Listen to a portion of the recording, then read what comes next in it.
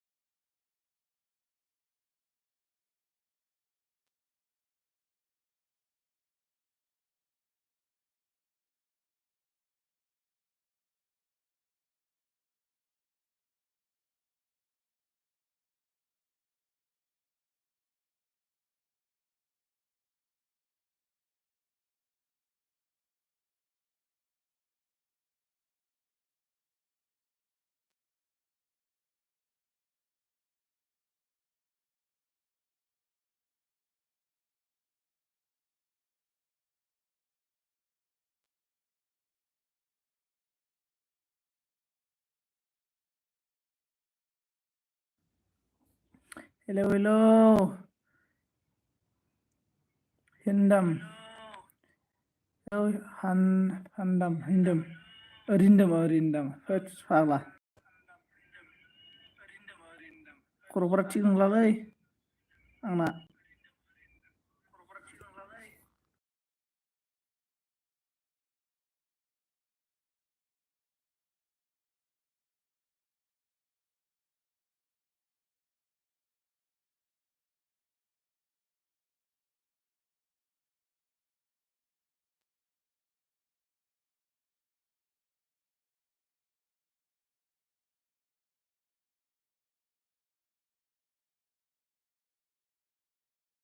Like होदो, like होबा फरायनांगो। बोरै सोनो लोगो नाय मोनदों बेलासिनि थाफायाव।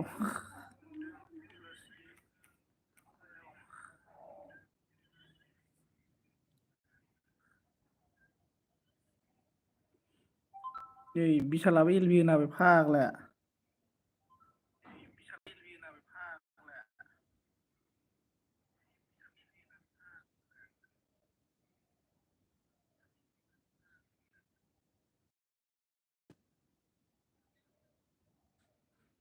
मा भिडिअ नायना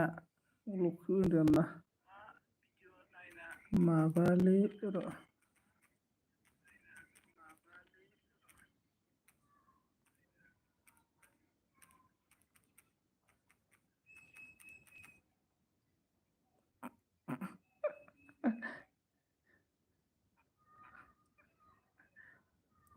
फाग्लालै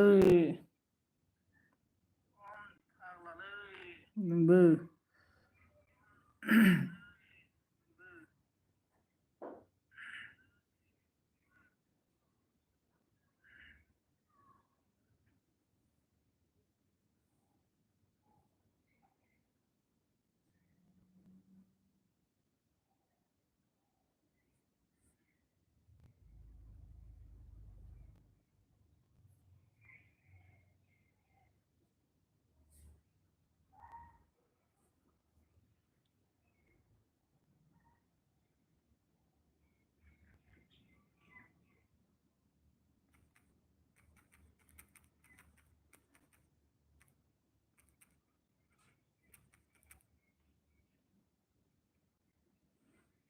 प्लीज गाइस कौन है कमेंट करो।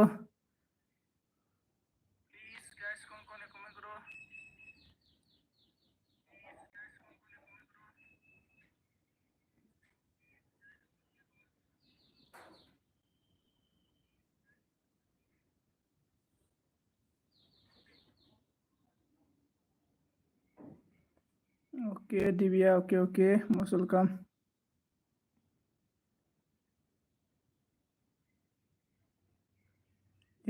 मा एसे नोंबो नोंदो फाग्ला नङा। Thank you India thank you most welcome सभी को मेरा एल्बम में स्वागत है।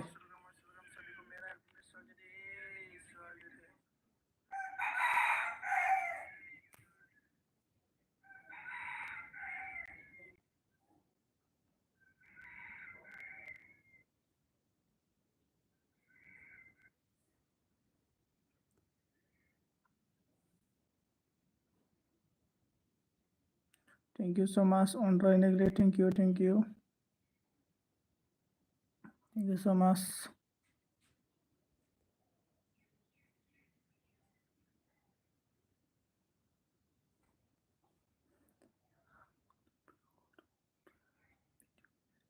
पाला भिडिअ नामा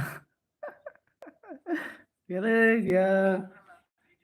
आद पालालै नोंबो गोसोल।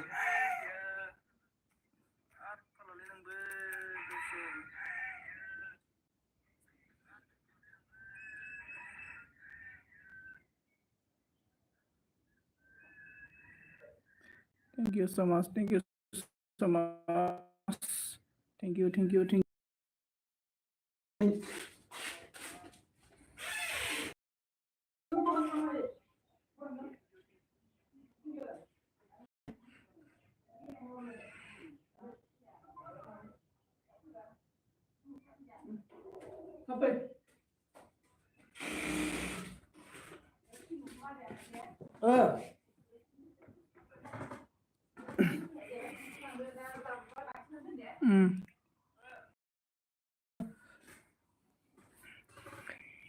पाला बिउसोल मा नाम नोङो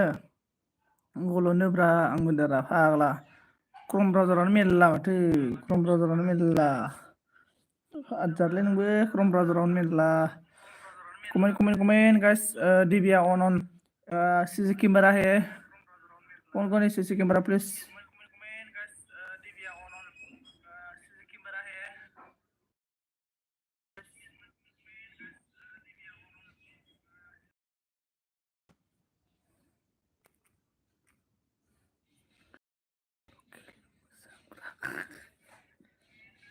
लोग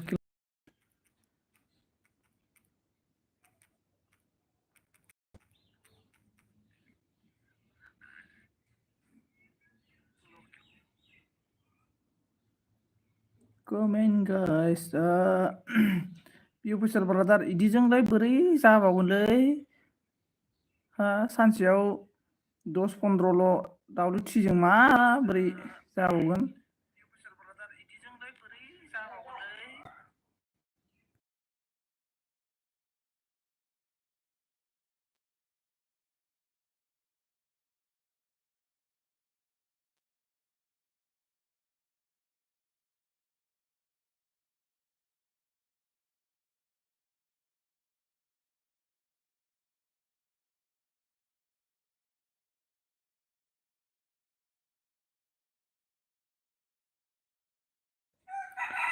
फाग्ला नों 3ल' मोनगोन जानु ओइ आंना बोरै माबालै माबोरैबा दानदों बायदि मोनदों आङो मथथे आं माथो बुहुत बुरजा WT मोनदों माथो ओमफ्राय माथो एसेबां खम दाजाबदों माथो।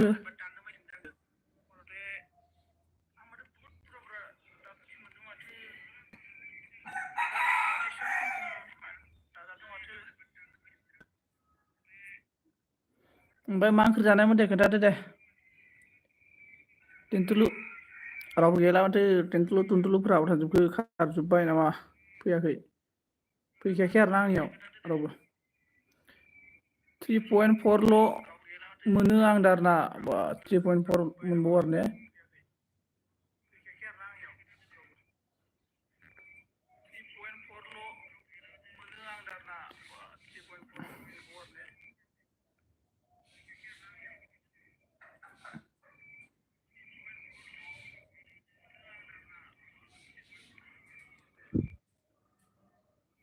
कमेन्ट गाइस कमेन्ट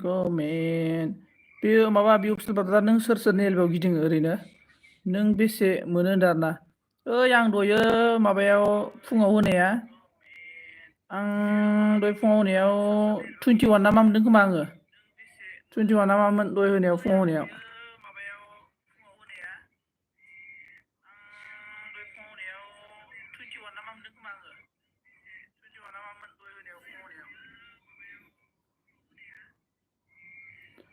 मा जागोन गैया माथो हाजारखौनो मोनैया दाबो 600खौनो बारनो हायाखै खेला आंना फाग्ला भिडिअ'सो लाबोनांसिगोन र' नोंनासो मालाय 3000 नोंनासो मालाय माबा जाबाय होनदों नामा 2000 जाबाय होनदों नामा नोंना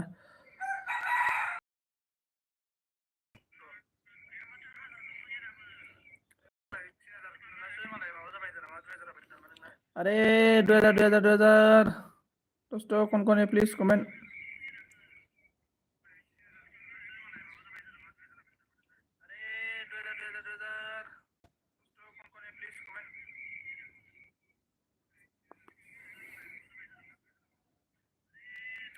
आंना खमायजोब्बायसो होनदों आरोना ओइ बोरैलाय खमायजोबलाबायनांगौ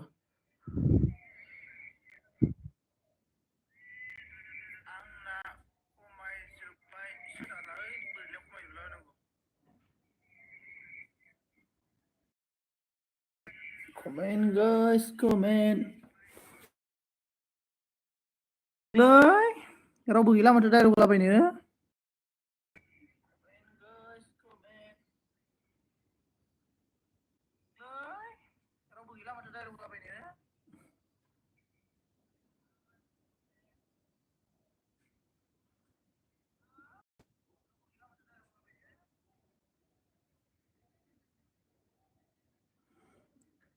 CKB हेलो हा दाब्रा CKB हेलो मसल काम नायथारसै आरो CKB आ CKB खौ आदारखौ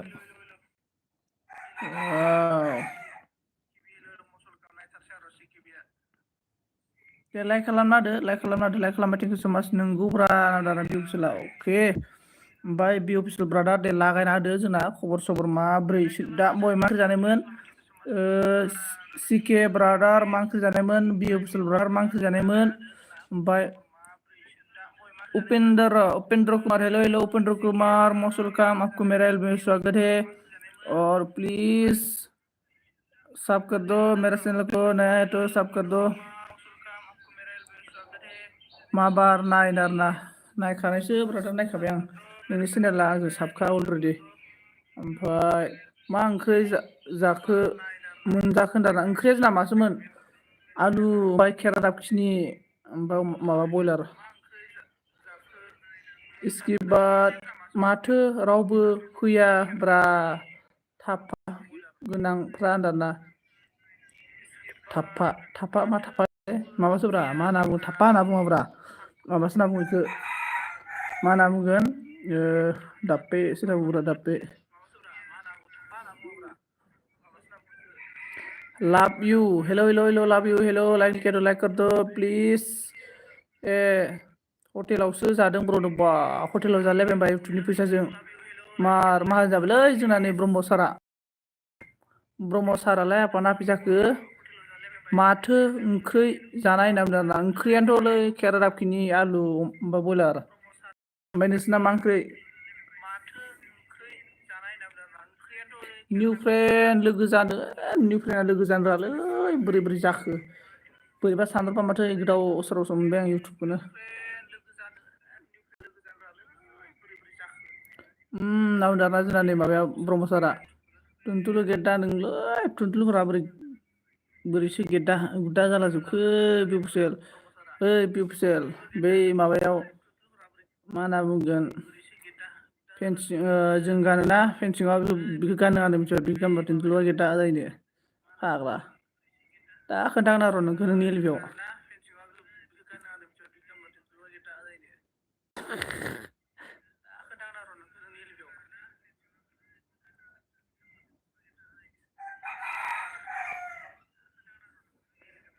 हेलो गाइस होली मोली गाइस कौन है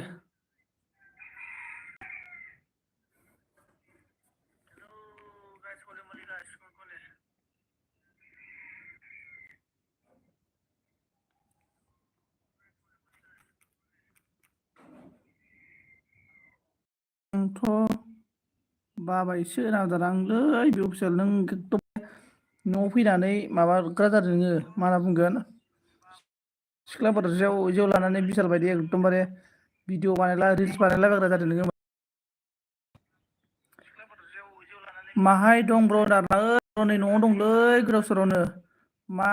सेम मा सेम सोदोब दं एलबिया दाना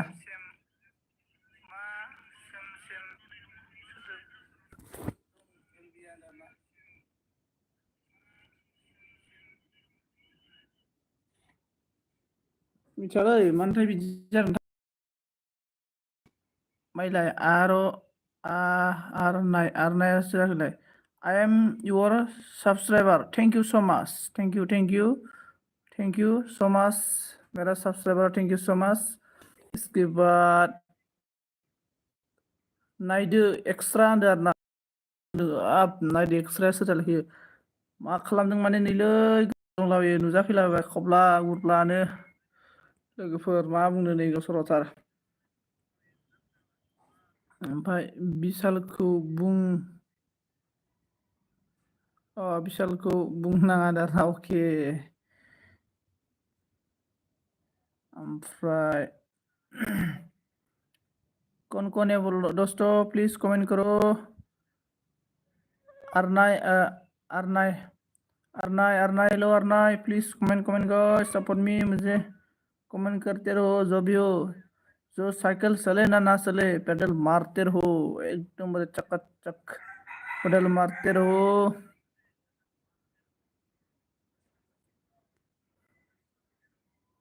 new friend joining me view official के साथ हेलो दोस्तों कौन है मेरा एलबी में चाहे जो भी हो पेडल चले ना चले चक मारते रहो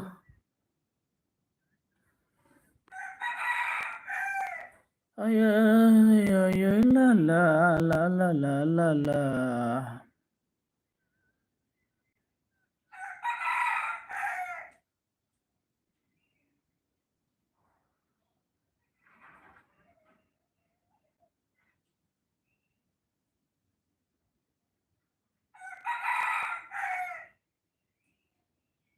न्यू फ्रेंड ज्वाइनिंग मी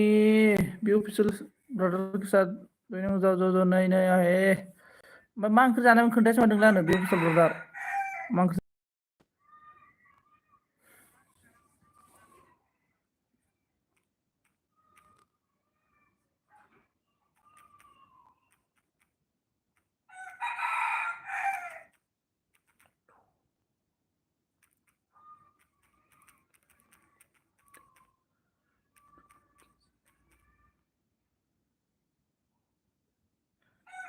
बखि नांलालै सिरि थादों बखिला सिरि थानोसै एबार दे मैं अभी कमेंट नहीं करेगा दोस्तों कमेंट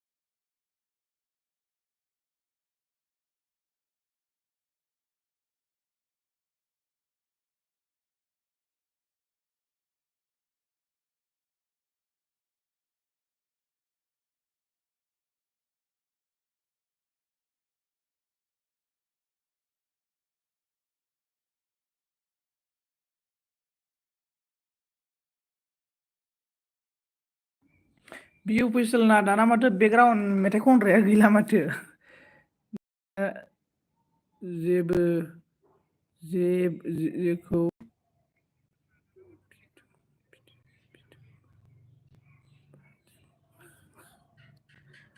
माबालै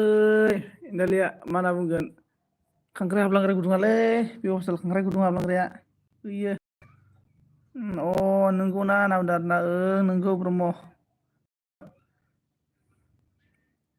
बे अफिसारलाय खांख्राइ जावफेरना जावफेराखैब्रा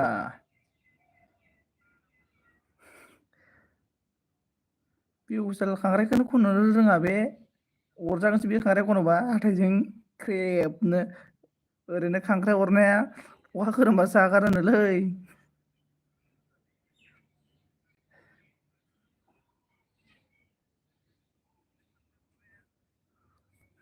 दंब्रा होनना दंब्रा ने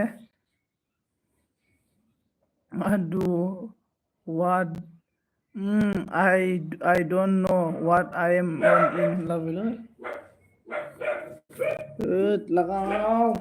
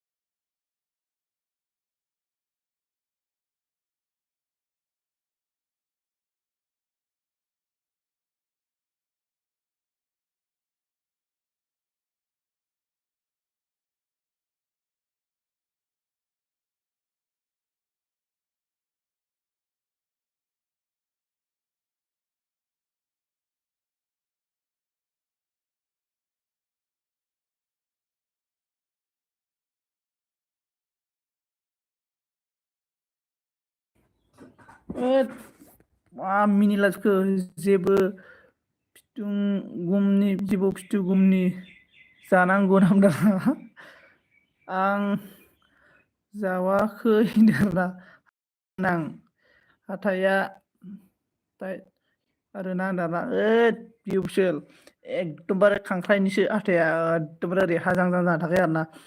जि नोङो खांख्राइखौ गुदुङावनो आखाइ सोहरबाय नोंखौ ओरै ग्रोब खेथाबाथाय आरोना नोङो बि खांख्राइयाव खांख्राइया नोङो बोरै दिहुननानै जलांखागोन नोंनि आखाइया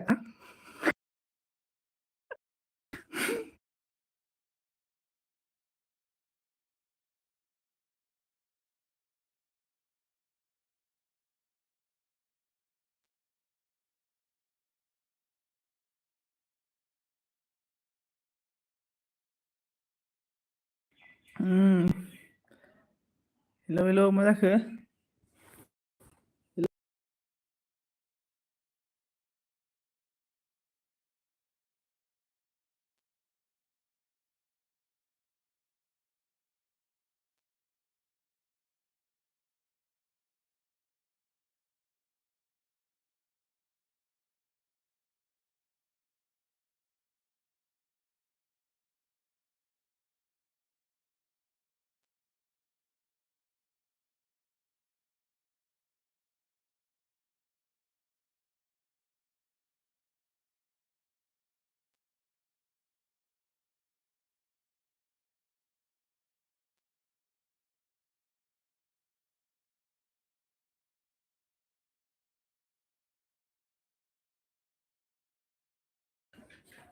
हेल' हेल' सनजित नाउनदार आरोना हेल' हेल' आनिला हेल' हेल' ओमफ्राय मा खालामदों सनजित ओरैनो दङ हेलौ गोनांफोर नाम दाननाय नोंलै बे अफिसियेल एकदमबारे खांख्राइनि हाथाइखौ नुवाखै नों होनबा माबायदि एकदमबारे खांख्राइया देनजारखा जिबायदि नङा आरोना बुस्थुआ ओरैबायदि खेबखायो अखा खोरोमबासो खांख्राइ आगारोनो आं खांख्राइ जाव आं नों जाबाय बाहेरायाव थानाय जाबाय नोंना ओजों आन्द्रायाव बाहेरनि खांख्राइया माबासो नालाय मा होनना बुंगोन बालाबारिनि खांख्राइ अन्थाइयाव थाग्रा खांख्रायसो नालाय अरनो रोङा खेबनो रोङा। नै जोंखैनि खांख्राइया जाबाय हाथाइ गोनां। हेलौ हेलौ हेलौ आनिला हेलौ ब्रह्म कमेन्ट खालामदो दे कमेन्ट।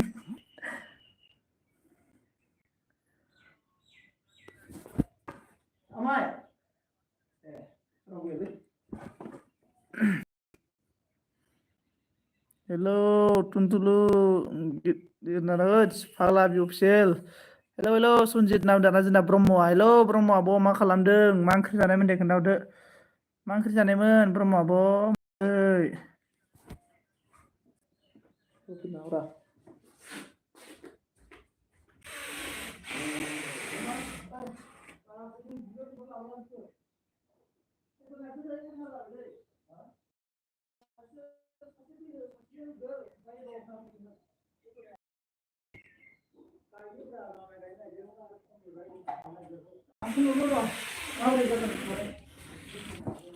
दे लोगोफोर दे कमेन्ट खालामबाय था दे र'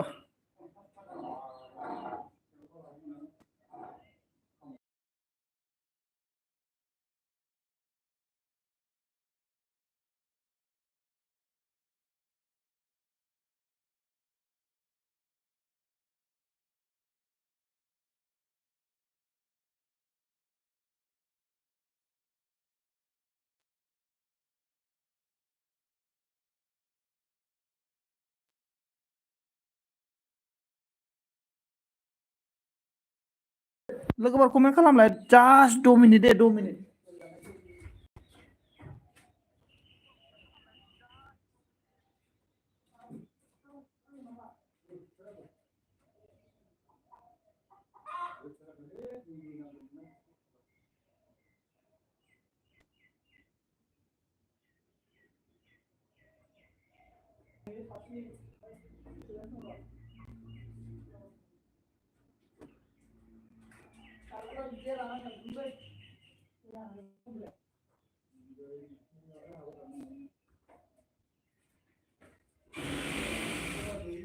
hello hello hello hello hello अ सोर फैखो मा होनना बुंखो जोंना बुंदों नों खांख्राइ खन' बाय थायो नामा होनदों बि अफिसियेल खांख्राइलाय माब्रा नै दायो दैज्लां फैगासिनो दङ दैज्लाङाव एकदमबारे हाब्रुआव माइ गायनायाव बेलथायलाबायनाय खांख्राइ खन'नो बिराद बरिया लोगो जादो नै जोंना अनिला आब'जों लोगो जादो अनिला आब'जों लोगो जा ओमफ्राय फिगनेस लाइक एन्ड थेंक इउ सो माच फिगनेस बारे खै बोसोर बेसेबांबा 10 बोसोरनि उनाव दिनैसो आंनि एलबि फिगनेसआ मस्ट वेलकाम एभ्रिवान हेल' हेल' हेल' हेल' हेल' बि अफिसियेल उनु लाइक डान थेंक इउ सो माच आल्ट्रा लाइक डान नाब्ला थेफा दारना ओइ उनु उरलै साला ओमफ्राय बे अफिसियेल अन बा इमान होदस फाग्ला खांख्राइखौनो आबाव नामा होनदों आरोना हाब उनु मोना जेबो मिथियालै बि अफिसियेल बि दालाय खांख्राइब्रा दा दैज्लां बोथोराव खांख्राइ फैजाया होमबा लकेल खांख्राइलै खांख्राइ मा होनो जाहा मालाय जाहा मालाय नङा र' खांख्राइ मा होनना बुङोमोनलाय इखो गुफुर गुफुरा जाहा मालाय खांख्राइ ना मा होनना बुङोमोनलाय बिदियाव एकदमबारे मेजेम बरा जायो आरोना ओमफ्राय जानला मोनला मोना इखौ एकदम गुदुं सिङाव हाबना थायो आरो इयो एकदमबारे नोङो बि अफिसियेल खन'नो रोङाबाथाय एकदमबारे ख्रेब खेबबाथाय नों गैला आरोना अखा खोरोमागौमानि हेलौ हेलौ हेलौ दोस्त कौन कौन है प्लिज कमेन्ट करो उनु नाब्ले अबाव थांखो ओमफ्राय बि लोगो जादों दाना नै बि अफिसियेल लोगो जालाय जोंनानि माबाजों नोङा आनिला नों लोगो जाहरदे आनिला नों लोगो जाहरलाय देलाय बि अफिसियेलजों आनिला नों ना माने चेनेला गोदान नालाय बि अफिसियेलना एसे बुरजा नालाय बि अफिसियेलना मन' चेनेल ओइ बि अफिसियेलजों लोगो जालाय नों लोगो जाहरग्रोलाय फाग्ला नाब्ला नांबायलै नै मा मादाया गोरा जाथारो नामादों हाब मादा जाहा मालाय ना मा खांख्राइ होनना बुङोमोनलाय इखो र'लाय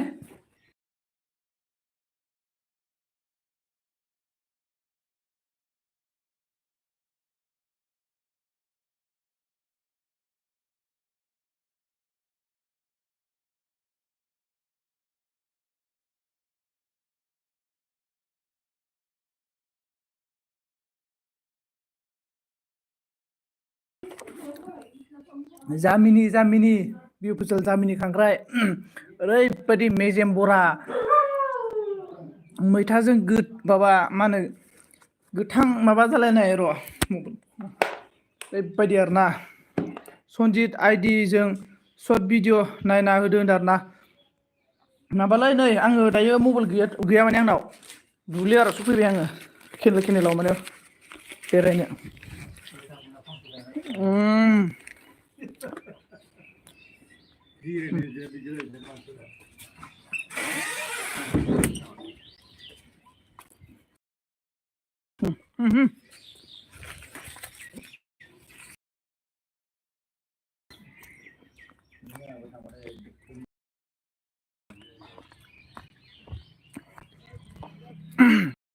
दा सोर दं खालाम दे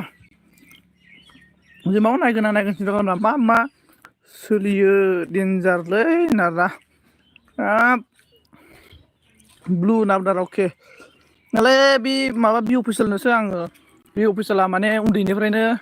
बाहेरायाव थानाय मानसि नालाय जे मिथिखायो माने खांख्राइनि सोमोन्दै ओंखायनो खोन्थादों आरोना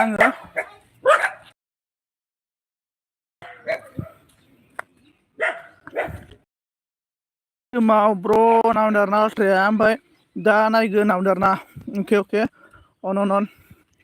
सर्ट भिडिअ नायनानै फायदा गैलालै सर्ट भिडिअनिखौ काउन्ट खालामा WTखौ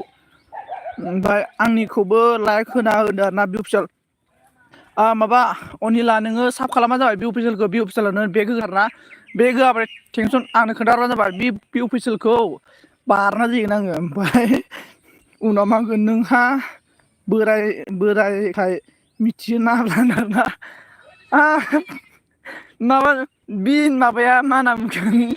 उनाव माबा नेगेटिभ सानलायबायलै आंहा माबा खांख्राइनि खोथा रायलायदों बेहा माबा बेलेगावसो लांलायबाय गरला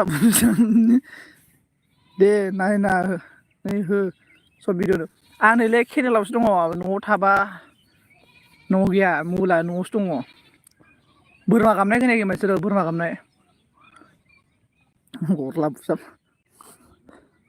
मा जिमाव बि अफिसियेल बेनिफ्राय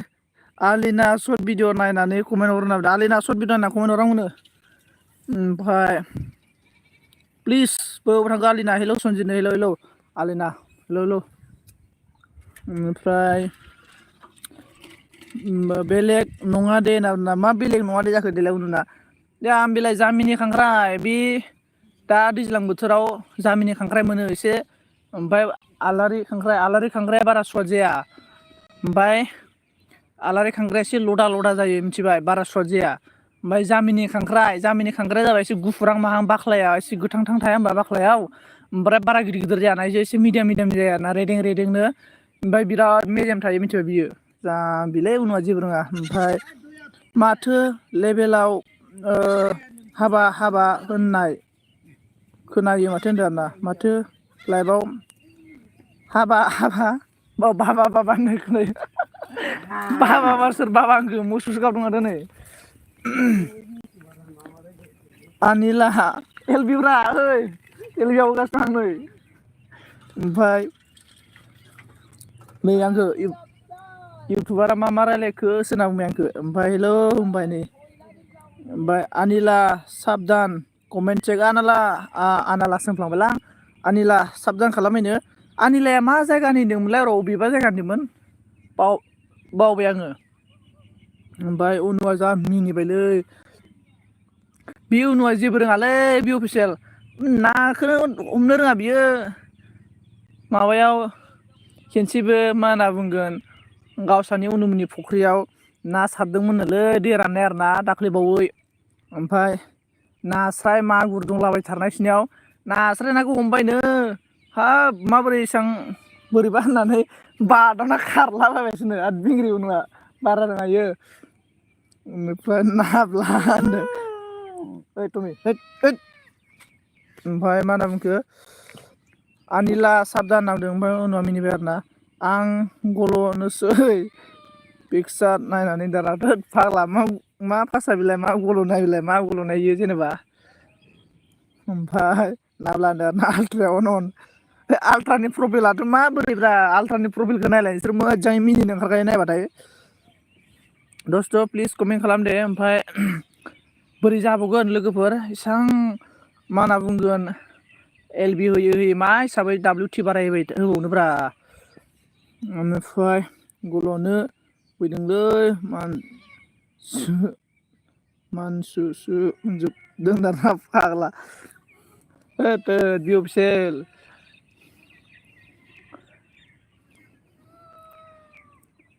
मा होनना बुंबावनो आङो बि अफिसियेल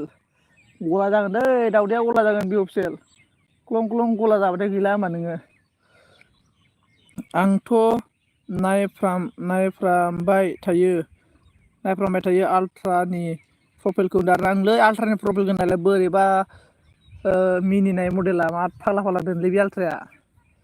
बिराद दिनजारलै जेराव सिख्ला गोरलै गोरलै थागोन नायनो समायना समायना बेहायसो आल्ट्राखौ नुगोन आरोना एकदम बुरिबालाय मा जानो साइसा सिख्लानियावसो थाङो आल्ट्राया फाग्लाखा देनजार इयो आल्ट्राया आसुरितलै आल्ट्राया आयु आयु आयु आयु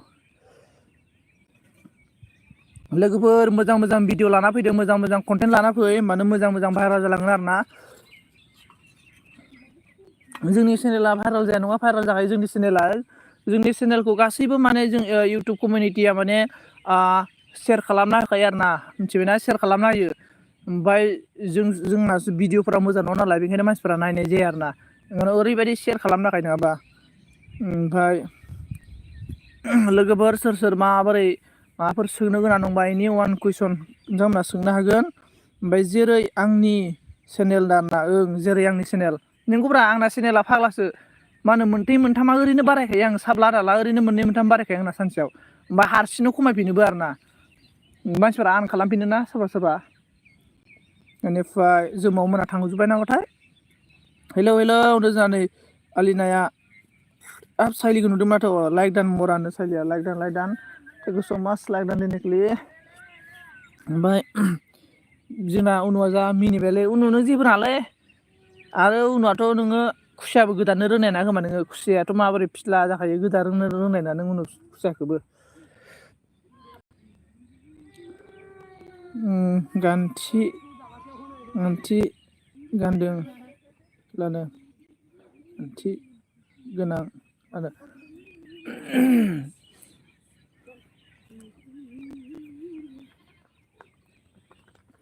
ओमफ्राय माबोरै जाखो मा गान्थि गोनां जाखो क्या हुआ हे सनजित इतना गुस्सा बोल रहा है गुस्सा नहीं हो रहा रे क्यों गुस्सा होगा मैं गुस्सा नहीं हो रहा है मतलब और उनाव मा होनदों फाग्ला आंल' हारसिं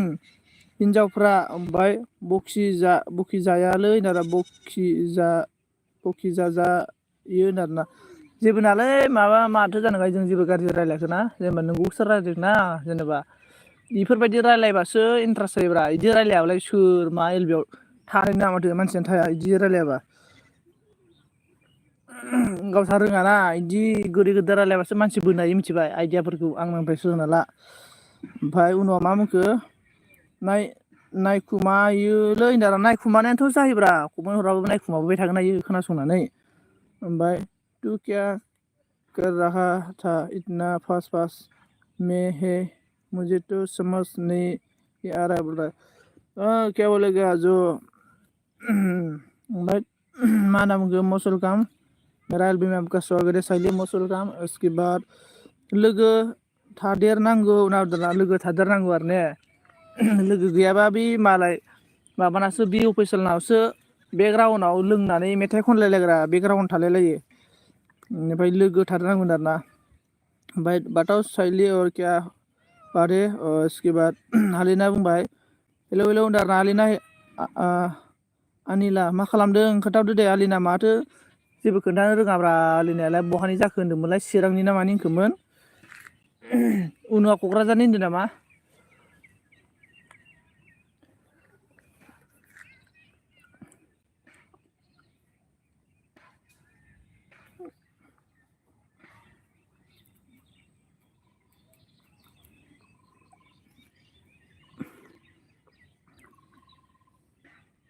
होबाय दाना होबाय एखे होबाय आरो ने ओमफ्राय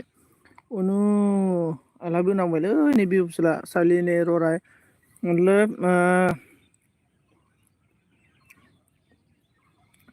मा जाखो उनुआव बथ'फा थांबाय नामा आल्ट्राया बन टू मोरा है ऑलरेडी टू मोरा है सॉरी टू मोरा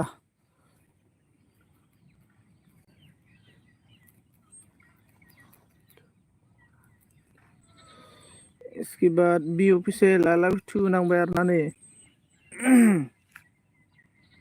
बारा स्टाफ ना दै माबा उनु बि अफिसियेलजों मानसिया माने बारा थिग नङा दै बि अफिसारा एकदमबारे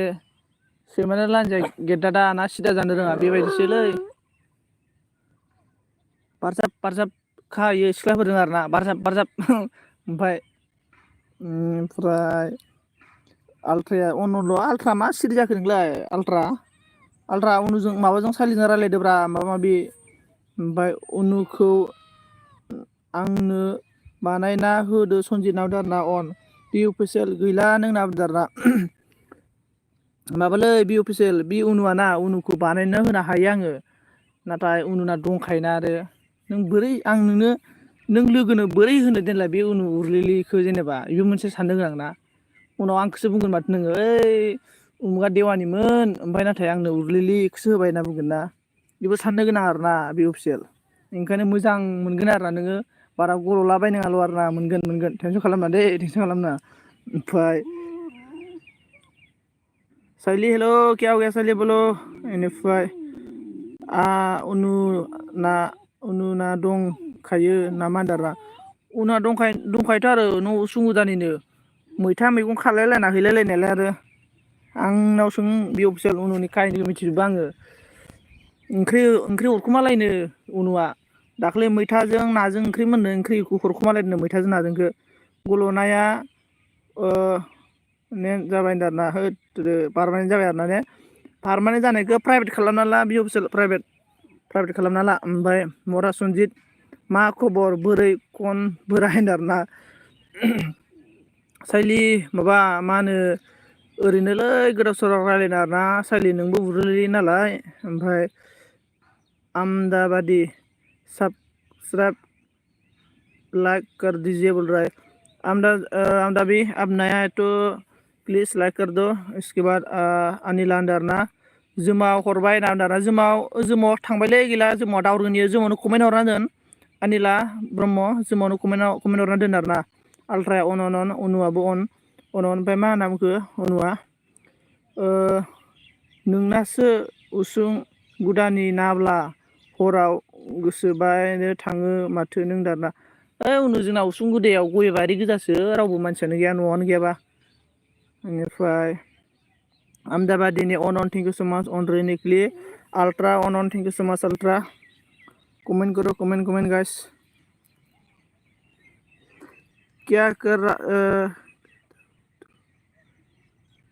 क्या करता है तू मोरा संजीत बाय बाय बोल रहा है साइली इतना जल्दी क्यों बाय बाय कर रहा है क्यों बाय बाय इसके बाद जोंना हेल' सनजित नामदारना अनिलाया हेल' अनिलाया माबोरै खबरा दे मा ओंख्रि जानायमोन अनिला खोन्थाहरदो आल्ट्राया अन ओमफ्राय सनजित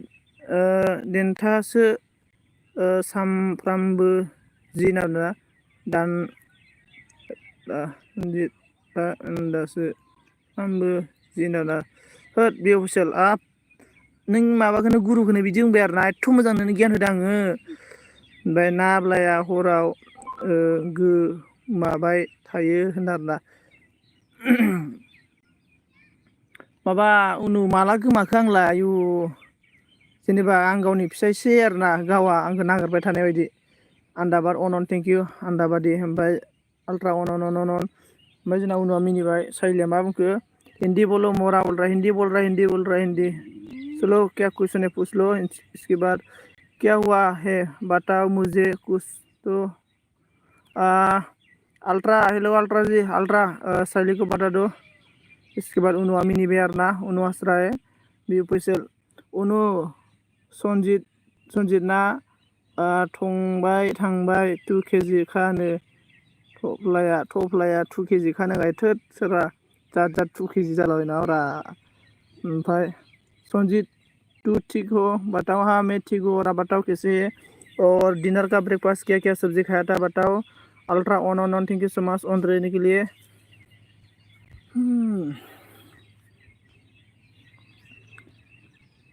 जिर' थेफा ना ब्लान्डार ना हा माबा उनु जिर' थेफा जालाबायनांगौब्रा बोरैजाय जानांगौ जिर' थेफा जाबाथाय बोरै जानो सोरबा। ओमफ्राय दे साइली जी हेलो साइली जी बोलो क्या हो गया रे साइली जी इतना नाराज हो रहा है जिंदगी में नाराज होना नहीं चाहिए। दे ए तुम्हें मांगा बिलाय ओइ ओइनो फैबाय इनो मालिका आंना ओइनो अरे इसके बाद बोलो अल्ट्रा क्या हुआ संजीत को। हाँ साइली मैं ना क्या होगा होगा रे होगा कुछ नहीं हो रहा रे साइली। इसके बाद आई डोंट नो अल्ट्रा को क्या होगा। साइली अल्ट्रा से क्यों पूछ रहा है ऑटोमेटिक अल्ट्रा ने पागल है और मेंटल भी है और अल्ट्रा से पूछ रहा है तू। संजा खाया है मोरा संजीत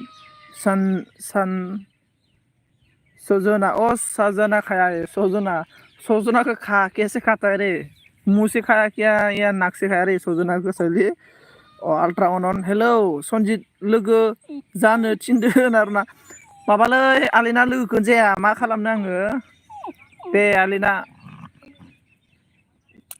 माबा खोनाबाय आलिना नोंनो आलिना नोंनो आं मोनसे आइडिया होनो आलिना जेब्ला नोङो जायनि चेनेलाव थाङा मानो थांदो ब्लु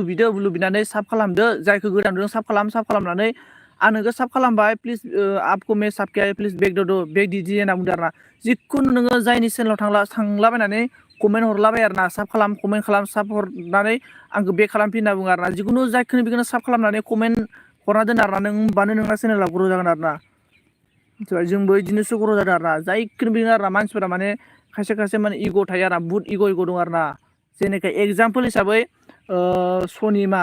होननाय सिख्ला सासे दङ इउटुबार आरोना ओरैबायदि इग' ना मायो माने आंखौ साब खालामनानै बेखौनो हराखै आरोना इदि ओमफ्राय आंबो बिनि गान खालामफिनबाय आरोना इदि ओंखायनो माने खायसे ओरैबायदि इग' मानसि थायो आरोना बेनिखायनो जेनेबा खालामग्रोनो नागिरा आरोना बिनिखायनो जेनेबा खालामग्रोनो गोनां जायो आरोना बिदि आरोना ओमफ्राय अन ओमफ्राय मा होनो संजित ना नाइन सियाखा लानारा गैलालै उनाव थांबाय नामा हेलौ थफ्लानायफोर नाना थफ्लानाय फामे बिबार नामालै फामे बिबार बायदि थब्ल' बारफुनाय होननायसो जागोन माथो 15 केजि लाइक दान थेंक इउ सो माच अन सुमित ब्र नाम दाना उनाव थांबाय नामालै उनाव थांबाथाय जालाना आरो उनाव थांबाय उनाव थानायखौसो इन्टारेस्ट जालुबाय थादोंमोन आङो बि अफिसियेललै एकदम दा रोंगोना राखै नोङो बि अफिसियेल खांख्राइखौ माबोरै खन'यो बेनिफ्राय जोंना सुमित ब्रादारा हेलौ बि अफिसियेल ब्र होनना बुंदों आरोना ओमफ्राय आल्ट्राया अन होनदों आरोना आल्ट्राथ' माबायानो थेन्थुलायानो दोलानासो दंनो फाग्लाना माबोरै दोलालायनाय जाखोथाय ओमफ्राय रोङाखैलै हर खेला होनना बुंदों दाना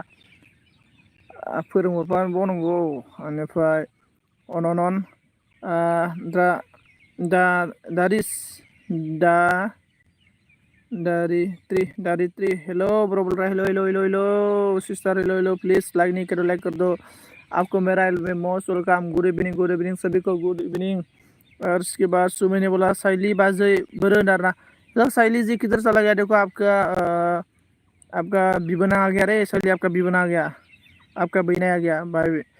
इसके बाद अल्ट्राया अन डरना ओमफ्राय जोंना उनुआ थांबाय दांलै उनुआ रानखोआ जाबाबो लोंबाबो फुंनो रालै उनुआ माने मानसिया माबा आरोना मा होनना बुङो बेखौ खांखोरारिया होनना बुङो आरोना जाबाबो लोंबाबो फुंनो रोंगो खांखोरारिया होनना बुङो बि अफिसियेल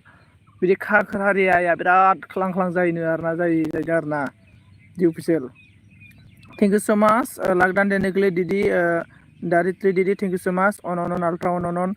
खांखोर हारि होनदों नामा ओंलै ब्रादार खांखोर हारिया होनना बुङो माने जाबाबो लोंबाबो फुंनो रोङिलै रानथेंथें आरोना खांखोरारिया एकदमबारे खां जायो आरोना बियो दाउस्रि बास्लायग्रा आरोना बेनिफ्राय खुशबु आमरका हेलो सन्जय बोल रहा हेलो खुशबु मौसल काम लागिनि केट लाइक मा खांखोर हारिया होनदों आरोना खोन्थाखाबाय दा आङो हेलो खुशबु हेलो अल्ट्रा अन थेंक इउ अन अल्ट्रा टिप टप अके टिप टप अन अल्ट्रेट thank you so much on रहने के लिए।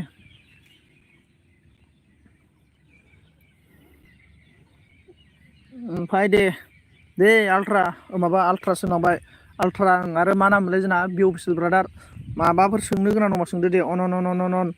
ऑन सभी को थैंक यू सो मच बोलो सभी राधे राधे और सभी के साथ ब्रदर आने का कृपा हो जाए on on on thank you so much Khushbu thank you ultra thank you ओमफ्राय चलो पूछ लो क्या क्या पूछना है मैं सभी का आंसर दे देगा बिबनांग बोलो क्या है देखो शैली जी आ गया शैली बाजे आ गया रे शैली बाजे आ गया ओमफ्राय गाइखेरनि भिटामिन मोनब्ला मोदोम जागोन मालाय दारना गाइखेरनि भिटामिना गाइखेरनि भिटामिन मोनबाबो जाला माला जायालै गाइखेरा माने जाय गाइखेर होगोन ना मालिक बे गाइखेर होगोन मालिका माने बुस्थुखौनो डाबल गुन माने लाफिनजोबो ना भिटामिनखौ बोथाबजोबो ना बे नोङो मा होनो सेरसे गाहाम बोथाबनानै सोबनानै ओमफ्राय नोंनो 100 ग्रामल' गाइखेर होयोब्ला बोरै माबा जानो बुङो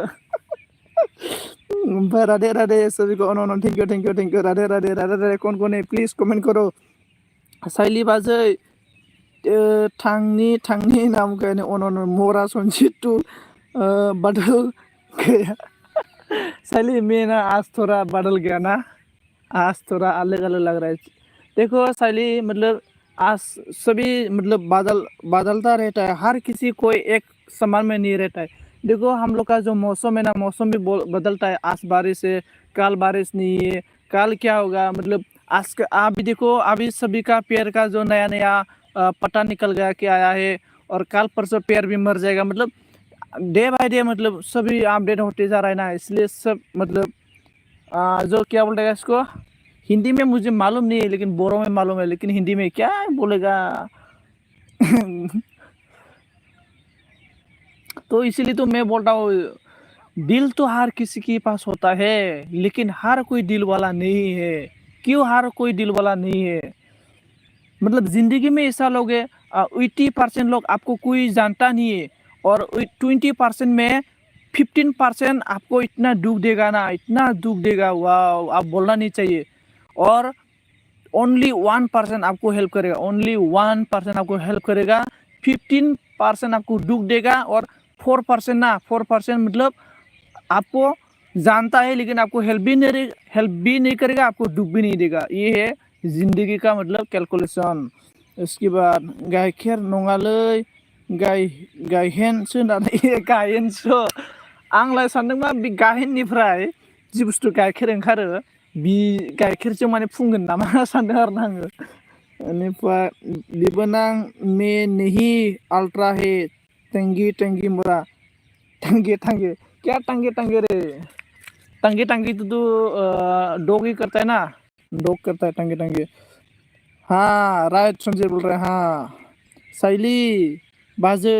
मोया मोया क्या है रे मोया बि अफिसियेलाबो थांबायलै सुवादा थिनसुलु थन्थ्रआ गल'हैबायदां और कौन है प्लीज कमेंट करो देखो मैं प्राइवेट खालामना होनो र' साला प्राइवेट एनी वान ओइ साला दङ माथो आं गल'दोंसो होनना बुंदोंरा ओइ बि अफिसियेल बारा गल' नाङालै बे बारा गल'बाथाय नोंना माबाया भिटामिना थांजोबा नों बोरै माथो नोंनो होनबाय डाक्टार इन्जिनियारफोरा माथो बारग'लांजोबो होननानै ओमफ्राय आं गल'दों नामा तू देखा ना मैं कितना रोती हूँ हाँ शैली इसलिए तो मैं बोल रहा हूँ रोने का कोई रोना नहीं चाहिए अनन आं गल'गासिनोथो बि अफिसियेल बिबोनां मोया तू हे बोल रहा है अन बि अफिसियेल बारा गल' नाङालै बि अफिसियेल माबा थिनथुलुफोरा जर गैयै जायोनोलै बारा गल'बा ओमफ्राय शैली तेरा चक्कर में पड़ गया रे हम लोग का सुमित को कुछ बोल दो अल्ट्रा कमेंट साला अल्ट्रा तिंतुलु गेड्डा अरे शैली अल्ट्रा का तिंतुलु ना गेड्डा अल्ट्रा का तिंतुलु पूरा मतलब बैन है रे अभी इसको बैन है अब इसको किस तरीके से सीधा कर पाएगा बोलो उसके बाद मैं स्ट्रॉन्ग किस तरह से बन जाऊँ बताओ मोरा संजय बोल रहा है रुको मैं बताएगा बाद में और नेक्स्ट टाइम में क्वेश्चन पूछो मैं बता देगा साइली बाजै सुमा दीदी गल'बाय थानोसै आं हिनजावबो गैया नावदो आरोना गल'बाय थानोसै आरोना आयु मतलब देखो साइली क्योंकि स्ट्रॉन्ग होने के लिए रोज सुबह सुबह उठ के बोलना चाहिए मतलब I am strong man I am strong man होना चाहिए मतलब इसके बाद देखो मैं आपको एक बात बोलेगा जिंदगी में ऐसा होना चाहिए जो मुझे मतलब गिन कर रहा है ना मैं इसको दिखाया एक दिन में ऐसा बनेगा क्योंकि ये मेरा पास आके मेरा पैर सो के मतलब मेरा सामने झुकना पड़ेगा ऐसा होना चाहिए झुकना पड़ेगा मेरा सामने आके मेरे से मेरा पैर में झुकना पड़ेगा ऐसा काम करके दिखाओ ठीक है और आप तो इतना सुंदर है आप ना मेरा हिसाब से इतना अच्छा सा वीडियो बनाएगा ना आपका इतना जल्दी वायरल होगा क्योंकि आप सुंदर लड़की है सुंदर लड़की ना जो यूट्यूबर बनता है ना इसका वायरल होने के लिए इतना टाइम नहीं लगता है मैं बुरा वायरल नहीं बोले अच्छा वाला वायरल बोले जैसे आप अच्छा टॉपिक में वीडियो बनाओ मतलब और ये बात है क्योंकि यूट्यूबर बनने के लिए कुछ किसी से गाली खाना पड़ेगा किसी से बुरा तो बोलेगा ही बोलेगा यूट्यूबर को फिर भी नेवर गिव अप होना चाहिए दोस्तों नेवर गिव अप जैसा देखो साइली जो तिंतुलू टेरा है ना फिर भी सीधा होता है ना मतलब ऐसा तिंतुलू टेरा कैसे सीधा होगा नेवर गिव अप है तिंतुलू का सेम ऐसा होना चाहिए हाँ संजीत अल्ट्रा का तिंतुलू टेरा या सिल्टो मोल्ला अल्ट्रा का ओमफ्राय आंगुल साइली बाजै खम जामेलालै देमाली 187 मोननाया ओए बारिश आ गया रे हम लोग आज इधर मत मत प्यार किया रे ओए सोना मत मत प्यार किया रे हेलो प्लीज कमेंट गाइस सन दं जोंना भि अफिसियेल मा जाखो भि अफिसियेल मा जाखो ले रुबि ओमफ्राय साइली आई लव यू प्लीज आना मनार राखेवला ना सुमित ब्रादारा मिनिबायलै जा मिनिबाय आरोना ओमफ्राय सुंदर है इसलिए तो प्रॉब्लम है मोरा सुंदर रहा है तो काला बनाओ मतलब क्या बोलेगा अभी इतना अच्छा क्रीम है ना इसको क्रीम लगा दो काला बनाओ काला भी बना सकता है ना ऑन हेलो ओमफ्राय नानार्स ना मा होनना बुंखो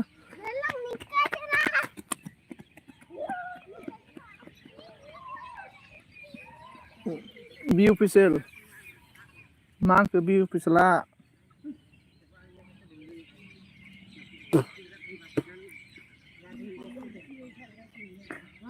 एन्डालि हाब एन्डालिनि थाखायनो बिराद फाग्ला होमबा नोङो बि अफिसियेल आयौ एन्डालिया हालपाटाखौथ' मिथियालै नोङो बि अफिसियेलै एन्डालि बुगा होननायखौनो हालपाटा होनना बुङो नों मिथिबाय हालपाटा बे खांखोरारियाफोरनाव हालपाटा थाया आरोना बि अफिसियेल एसे जामिनिफोराव थायो आरोना आलारिफोरनावबो थायो आरोना ओमफ्राय बे अन्थाइनि खांख्राइ थायोना बे अन्थाइनि खांख्राइनाव हालपाटा थाया जायो आरोना ओमफ्राय संजीत मेरा नंबर दे दो बि ओका मेरा नंबर दे दो बोलबाय मोखांनि सिथरफ्रा माथो बिबाजैफोरनि बडिसजों फुनजाबा खारनो आंलै बबेसोल बिबाजैफोरनि माबाजों बिलिरना लानांगौनो जिफोरजों माने खारोनो ओमफ्राय आन्दाबादनि अनन थेंक इउ मरा संजीत खेला बन जाओ मैं खेला क्या करे अरे खेला साइली खाया क्या तो खेला इसके बाद बि बर' नों एनथाब मोनाखै नारा ओइ बि बर' माबाया बि अफिसियेला एनथाब सिखावा लेगसो बियो मावजि गुन्दासो नायखुमानानै मेवनानै एनथाब खावग्रायाला आरो आन्द्रायाव आन्द्रानि एनथाब सिखावसो बि अफिसाला अखा हाबाथाय लोगोफोर खारलांसै आङो दुब्लि बारिनिफ्राय र' न'आव खारलांगासिनो बोरै जाखो बि अफिसियेल एनथाब सिखाव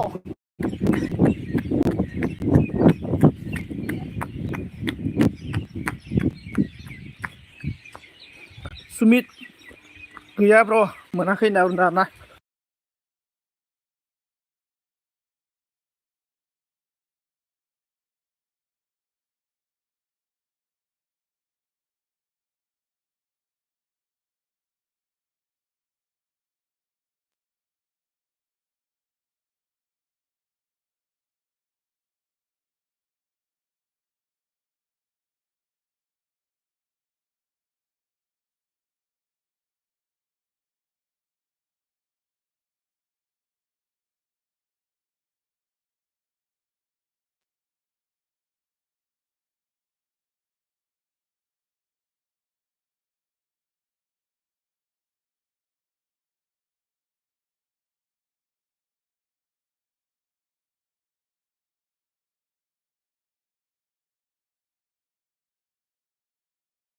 बारिश आ रहा है रे दोस्तों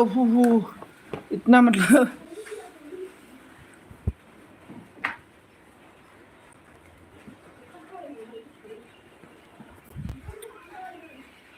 बोलो बोलो और क्या क्या पूछना है पूछ लो ब्रो इसके बाद कौन क्या बोला लाइक दैट एमाव थेंक यू सो मच हिन्जावखौनो होदो जादो सन्जित नावदारा माबा बुंखो हेलो हेलो जोंना एमाव ब्रादार होबा thank you so much like होनायनि थाखाय सालिनी क्या बोला क्या हुआ किस किस की पिक्स बाग रहा है संजीत मुरा हाँ सुमित ने हंस रहा है असल क्या क्या बोल गया फिर से बोलो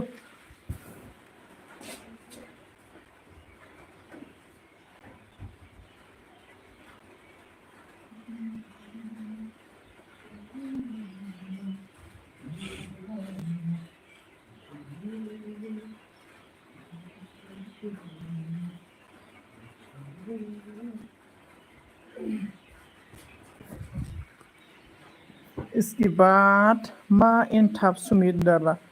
एनथाबलै बियो माबाया आग्ला एनथाबखौ मिथिला होमबा एनथाबखौ मिथियाबा माबाखौ होन मा नाम होनलाय एन्डालि ओमफ्राय इसके बाद मोरा तूने गलत कमेंट पढ़ता है बोल रहा है साइली कौन सा गलत कमेंट पढ़ा रहे मैं क्या हुआ किसकी पिक्स किसकी पीछे भाग रहा है मोरा सुजीत किसके पीछे भाग रहा है बोल रहा है मतलब मैं घर में नहीं था मैं कैनल पे था तो कैनल में था इसके बाद बारिश आ गया ना तो मैं कैनल से भाग के घर में आ गया मोरा शैली तेरा दिमाग थोड़ा कम है रे शैली इसलिए तो ज़्यादा समझता नहीं रे इसके बाद हिन्जाव खावैनोसै जागोन नों दारना हो हिन्जाव खावालै फाग्ला ओमफ्राय जारलालै बि बर'जों बोनारा बि बर' देजारलै बि बर'आ मा होनना बुंगोन खिग्रा मानसियासो लाजिनो माबा नुग्रायासो लाजियो खिग्रा मानसिया लाजिया बि बर' इदिसो मोरा में कहाँ का मतलब बैक ब्लॉक है मोरा बोला हाँ मोरा में कहाँ काला का मतलब ब्लैक है मोरा हाँ मैं बोला साइली तेरे को तू हंगार लगाओ हंगार को क्या बोलते हैं हिंदी में ब्लैक कलर लगा लो पूरा कलर हो जाएगा बेनिफ्राय आं एनथाब नांगौमोनलै दाना ओइ बि अफिसियेल एनथाबालाय मेरला माथो नोंनि आन्द्रायावनो गादागाद एनथाब बेनिफ्राय बिदिसो नों अफिसियेल बि अफिसियेल होनबाय दा एकदमबारे बि अफिसियेला मानसियानो सैमानिसोलै सैमानि बायदि फेन्दा थिखोना हासुग्रासो इसके बाद सुमित ब्रो नों बिबोनां देखो ना संजीत को साली तुम मोरा रे तू सुधरेगा नहीं रे 50 100आवनो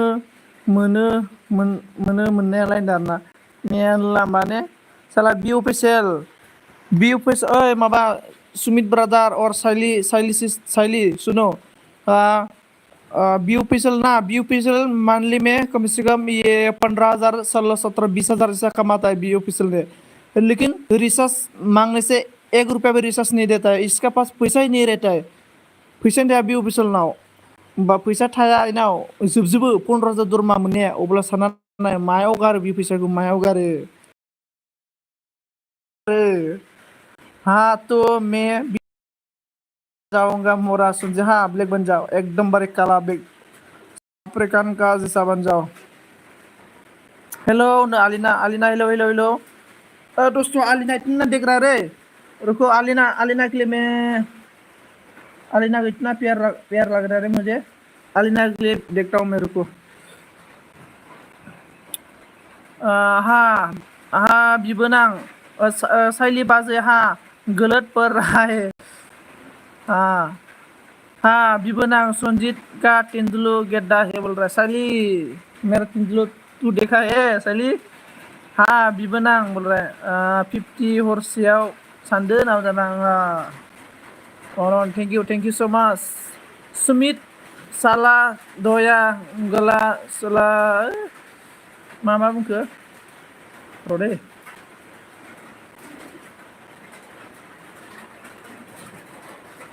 गाइस लोग कमेंट करते रहो कमेंट तो फिर उसका इतना पैसा कहाँ जाता है बी ऑफिशियल। मैं बोला ना बी ऑफिशियल का तुंतुलु गेड्डा है। बी ऑफिशियल का तुंतुलु क्यों गेड्डा हो गया पैसा की वजह से हो गया। हाँ एनथाब नागिरदों नोलै बाजै जोंना आबाव थांखो माबायालाय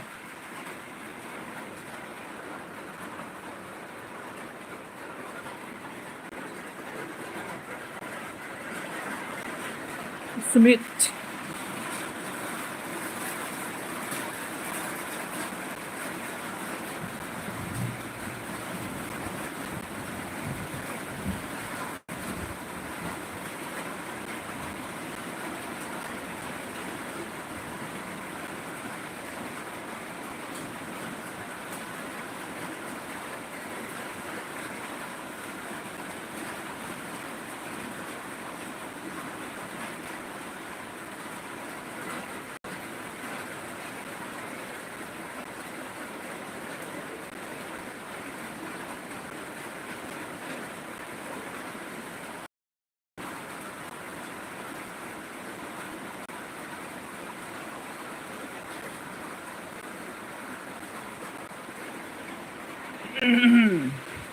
इसके बाद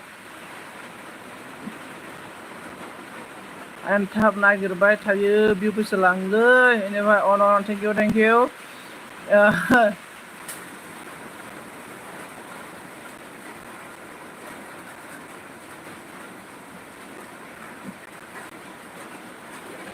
सोरबा सोर हासुखुब्रा ज्राव ज्राव अखा हाबायलै अखा खालामदों सनजित नारना अके बेनिफ्राय खालामदों सनजित नारना अके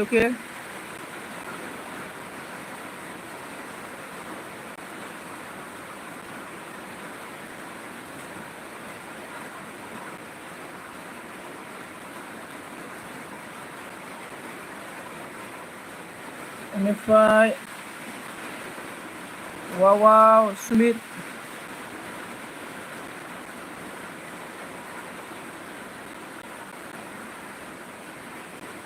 साइली बाजै लेवल करो कमेंट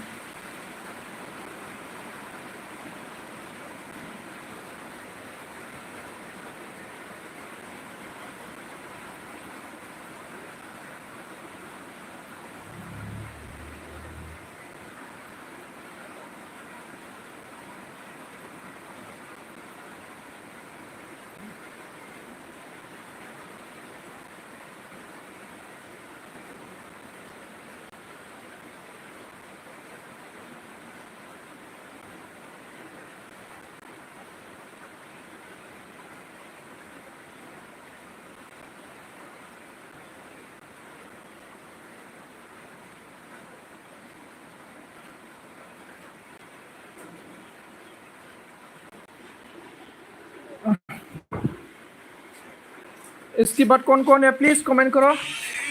गाइस कौन है मतलब सुमित पासल'जों थानायानो आरोना यो ओमफ्राय इसके बाद माला की मतलब क्या बिबना माला की मतलब माल है रे माल इसके बाद बी ए बी ब्रो माब्रै होनदों ए बी ब्रो खारबाय नामाब्रा इसके बाद कप एलबी आपका बाजै साइलेने बोला 9 PM है रात को बिबनां ओके बा सनजित गयारी टिन्टुलुखौ खुरु गोनांदार ना एबी टिन्टुलुआ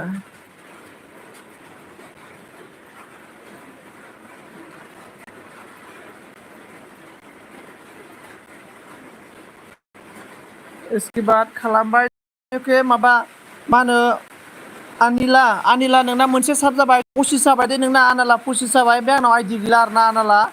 आनिला आं नोंनो 25 खालामहरबाय ओमफ्राय आइडि गैला दे आंनाव बेनिफ्राय संजीत क्या कहा एबी ने ओमफ्राय संजीत क्या कहा एबी ने बी अफिसियेल आंना खबर बिदिनोसै नोंनालाय होनदों आंबा फेस एलबी साइलि बाजायनारा आपका फेस एलबी साइलि बाजायनार ना फेस ऑफ होगा ओके बोल रहा है देखो मैं सो रहा हूँ दोस्तों बारिश से मा इसके बाद दाना आलिना ओमफ्राय मा होनना बुंगोन बिदिनो गोदान लोगोफोरजों लोगो जाबाय था बारायलांगोन टेनसन लानाङा बेनिफ्राय एबी ब्र 50 100 या दिनै एसे खम आरोना किउ बाजायनो आरोना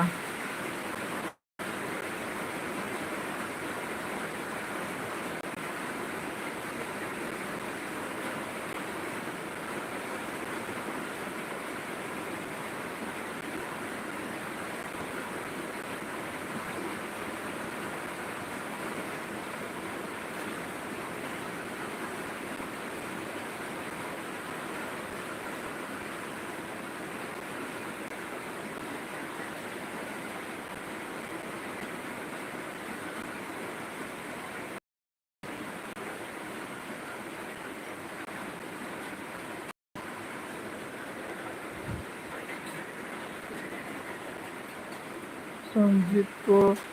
पूछो क्यों नहीं देता है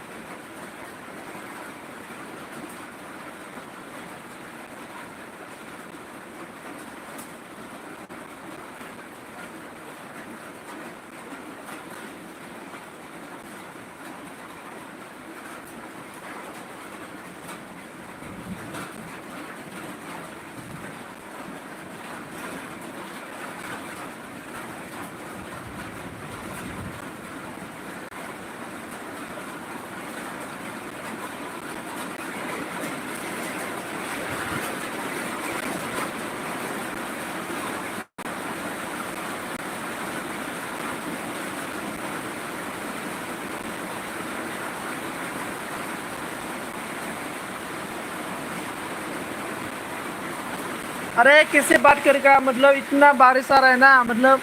अब मेरा आवाज आप लोग का पास पहुंच रहा है। बारिश आ रहा है ना, समझ, आवाज नहीं आ रहा है, फिर मिलेगा। ओके। मासे अखा हादों दांलै, बिराद अखा हादों बाला थिनथलाफोरा। बि बि अफिसालानो खालाय दैफोन खालामजोब्बाय नालाय सिख्लाफोरखौ, बिनिखायनो अखा हाग्रा जाबायलै।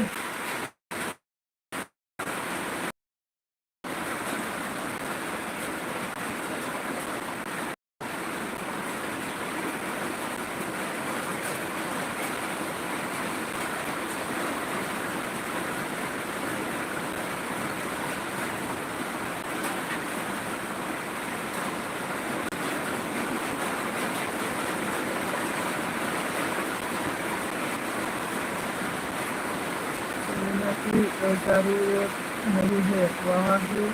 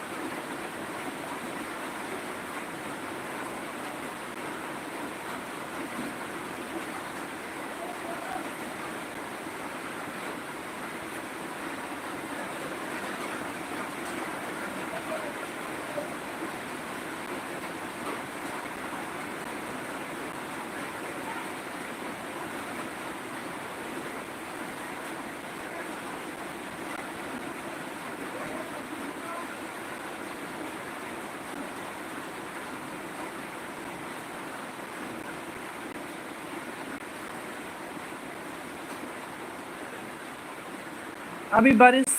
चला गया, अभी मतलब थोड़ा कम हो गया बारिश। इसके बाद बारिश अभी कम हो गया। बोलो बताओ क्या है, क्या हाल चाल बताओ। समायना नुखायो नुखायो बुंबाय बुंबाय दां दाना नुखायो बुंबाय दां बिराद समायना माथो आलिना नोङो। आलिना समायनालै नोङो समायना।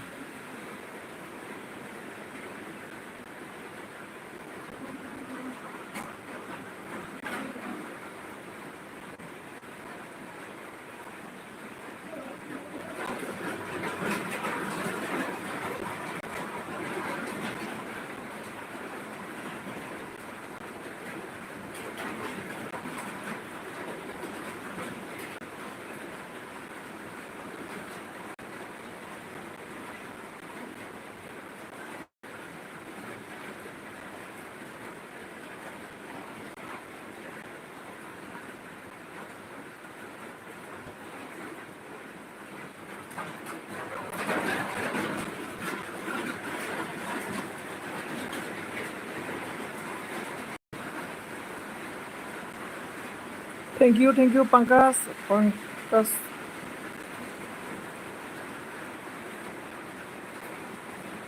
उसके बाद नेक्स्ट लोग और मैं ब्यूटीफुल नहीं हूँ मोरा से।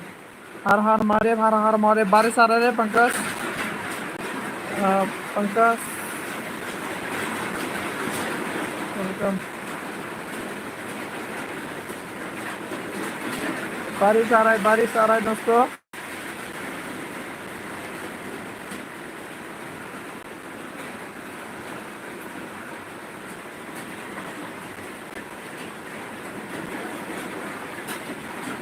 उसके बाद यहाँ पर भी बहुत गर्मी हो नहीं। ओके बारिश आ रहा है, बारिश आ रहा है पंकज। राधे राधे पंकज।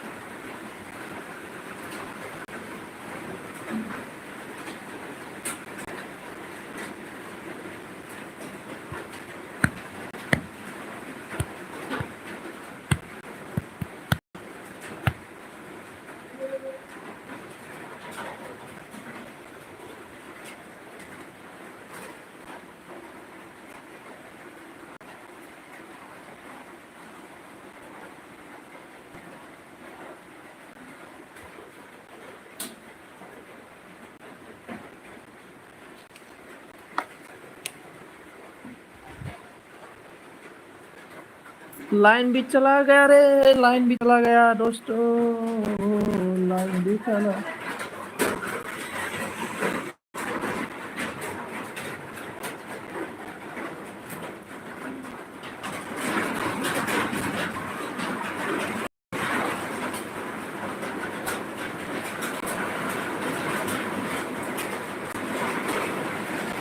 तो अंधेरा हो गया, लाइन भी चला गया दोस्तों, अंधेरा हो गया। बारिश आ रहा है इधर, पूरा अंधेरा, बारिश आ रहा है, बहुत बारिश।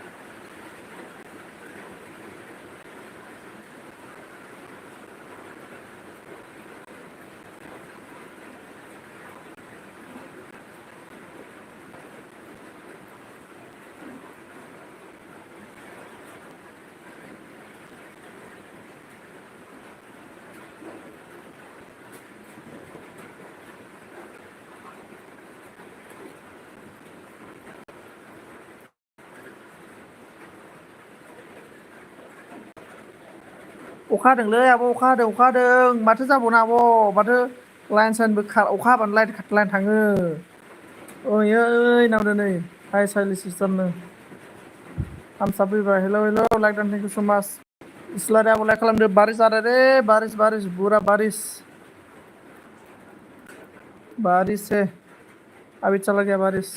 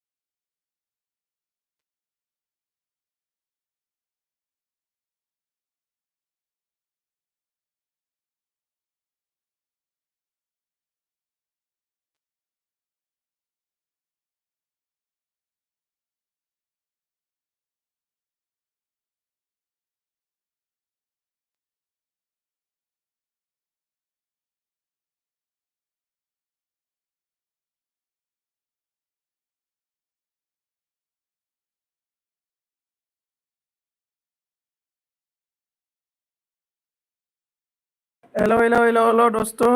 बारिश आ रहा था कल देखा है मोरा संजीत कब देखा रे 21 lakh done thank you so much Saili हम लोग का इस्लारी थम्स अप ब्रदर और थम्स अप ब्रदर तेंदुल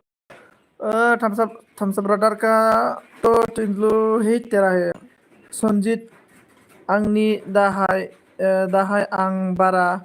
गोबाव थाया दे दारा संजीत आं दिनै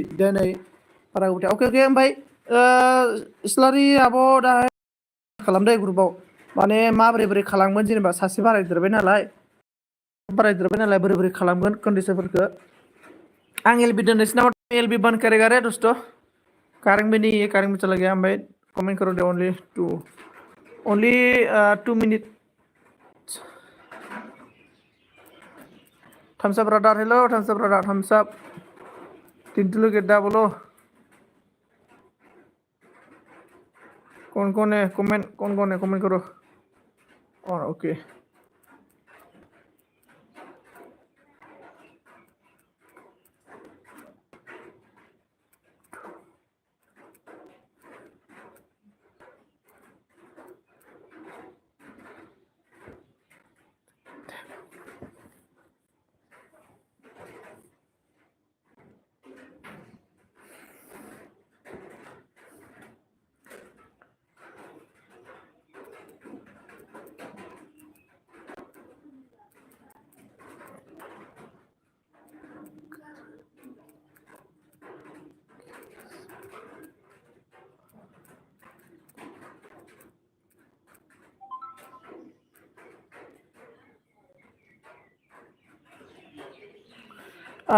प्लीज कौन है थैंक यू सो मच हम लोग का thumbs up brother thank you so much Saili ji thank you so much Islari दीदी थैंक यू सो मच सभी को thank you so much bye bye Radhe मैं अभी एलबी बंद करेगा ओके दोस्तों thank you so much thank you thumbs up मेरा एलबी में आके मुझे सपोर्ट करने के लिए thank you so much thumbs up brother और कौन है सभी को मेरा एल्बम में थैंक यू सो मच और दोस्तों सॉरी दोस्तों नहीं और दोस्तों कौन है please one only one comment कर दो मैं जान सकता है क्या मेरा एल्बम में कौन एंडिंग तक है लास्ट तक कौन है मेरा एल्बम में मैं जान सकता है क्या प्लीज कमेंट करो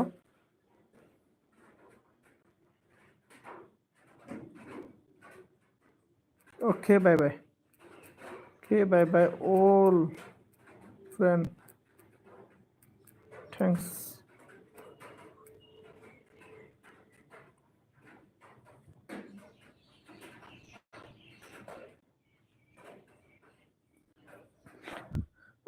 दीपाली आ गया रे इतना दिन के बाद दीपाली लाइक डन कर दो thank you so much Deepali hello Sanjay बोल रहा हाय संजय बोल रहा Deepali most welcome Deepali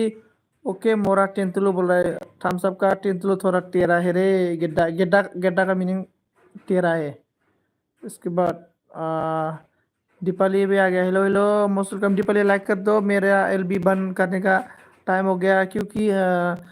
line भी नहीं है ना, 300 गेटा, सभी का 300 तेरा है रे, सभी का तेरा है रे। साला क्या करेगा रे, सभी तो तेरा हो गया आप लोग का। कर दिया, okay, thank you so much. Dipali दीदी, thank you so much, thank you सभी को, थैंक यू सो मच। और इसके बाद राधे राधे, राधा रानी का कृपा हो जाए। अभी एलबी बंद करेगा। सर जोर से बोलो, जोर से बोलो, भारत माता, हम सबको कुछ नहीं आता। जोर से बोलो, भारत माता, हम सबको कुछ नहीं आता। भारत माता, शैली को कुछ नहीं आता। नित्या, हाँ, नित्या के एलबी में जाना पड़ेगा। चलो नित्या के एलबी में। ओके, बाय बाय आंनि सना। Okay, thank you so much Sanjit, bye bye. Okay, Nitya आ गया, हाँ नित्या आ गया। चलो चलो, नित्या के पीछे पीछे जाएगा। चलो थम्स अप, चलो।